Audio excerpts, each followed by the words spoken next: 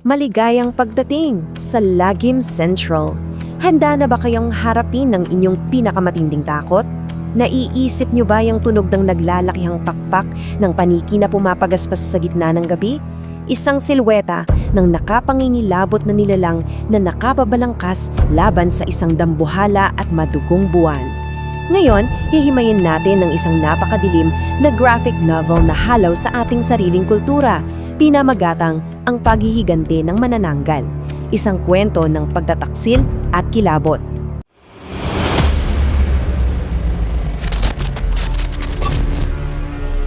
Unang bahagi, isang lihim sa dilim. Sa isang liblib na baryo, may isang tahimik na tanawin. Pero alam nyo, huwag kayong magpadala sa kalmadong paligid na to. Dahil sa loob ng isa sa mga bahay kubo rito, may nakatagong isang nakamamatay na lihim na naghihintay lang ng pagdilim ng kalangitan. Grabe yung contrast ng dalawang karakter natin dito, 'di ba?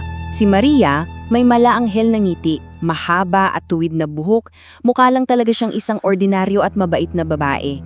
Pero si Ricardo, mapapansin mo na agad na may mali eh. Yung ngiti niya, pilit at halatang kinakabahan. At yung mas nakakatakot, yung kamay niya nakatago sa likod, mahigpit na nakahawak sa isang maliit na supot ng asin. Habang unti-unting kumakagat ang dilim, mas lalong bumibigat yung tensyon. Matapos nilang magpaalam, naglakad na si Ricardo papalayo. Nawala na yung pilit niyang ngiti, napalitan agad ito ng isang malamig at nagkukwentang ekspresyon. Hindi siya natatakot na baka may umatake sa kanya sa labas. Bakit? Dahil siya mismo yung may dalang masamang balak. Siya mismo yung panganib. Sa ilalim ng liwanag ng kabilugan ng buwan, nagtago si Ricardo sa likod ng isang puno ng saging at sumilip pabalik sa bahay ni Maria. Nanlaki yung mga mata niya, hindi dahil sa takot, kundi dahil sa matinding kasakiman. Sa loob kasi, nagsimulang magliwanag si Maria ng isang nakakakilabot na berdeng ilaw. Kumpirmado ang hinala niya. At alam niyo ba kung ano yung una niyang naisip? Hindi away, kundi yung sakim na pagnanasang sumikat oras na mapatay niya si Maria. Ikalawang bahagi, ang pagtataksil ni Ricardo. Ang paghihiwalay ng katawan at kaluluwa, ang simula ng gabi. Dito na nangyari yung pinakahihintay nating lahat. Ang madugo at kagimbal-gimbal na paghihiwalay ng katawan at ang tuluyang paglipad sa dilim. Agad-agad na sumugod si Ricardo sa loob ng bahay kubo. Sa tulong lang ng isang aandap-andap na kandila, maririnig mo yung baliw at nakakakilabot na tawa niya. Walang habas niyang ibinuhos yung maputing asin sa putol na baywang ni Maria. Sirit ng asin na tumatama sa sariwang laman. Tuluyan na niyang tinapos ang pag-asa ni Maria na mabuo pa. Ito talaga ang rurok ng isang malagim na pagtataksil. Ngunit kahit mataas na yung lipad niya, ramdam na ramdam ni Maria yung sakit. Napasigaw siya sa matinding hapdi habang nakahawak sa kanyang dibdib. Pero alam niyo kung ano yung mas masakit kesa sa asin? Yung katotohanang trinidor siya ng kaisa-isang taong pinagkatiwalaan niya. Ang kanyang malalim na kalungkutan mabilis na napalitan ng purong galit habang ang mga mata niya ay nag-aapoy sa kulay pula laban sa madilim na kalangitan. Ikatlong bahagi, ang hagupit ng higante. Ricardo! Pagbabayaran mo ito! Hindi na siya yung tahimik at maamong si Maria. Bumabulusok na siya ngayon pababa, literal na parang isang bangungot na handang maningil. Teka, pause muna natin yung action saglit. Kung titingnan natin yung timeline nito para mas mag-gets natin yung bigat ng sitwasyon, literal na race against time ito. Nagsimula sa isang huwad na pagbisita nung takip silim, pagsapit ng hating gabi, nangyari yung pagtataksil gamit yung asin. At ngayon, naghahabol na sila bago magmadaling araw kung saan nag-aabang ang abo at tiyak na kamatayan. Balik tayo doon sa kagubatan. Tumawid si Ricardo, sugatan at duguan na yung mukha kakatakbo hanggang sa nadapa siya sa putikan. At doon, tuluyan na siyang nilamon ng isang dambuhalang anino ng mga pakpak. Nanginginig siya sa takot habang nagmamakaawa, idinadahilan na natatakot lang daw siya kasi isa siyang halimaw. Dito na binitiwan ni Maria yung pinakamabigat at pinakamasakit na linya sa buong kwento.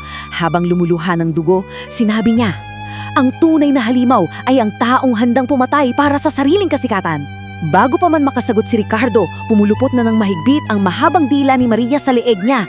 Napakatindi ng emosyon sa bahaging ito.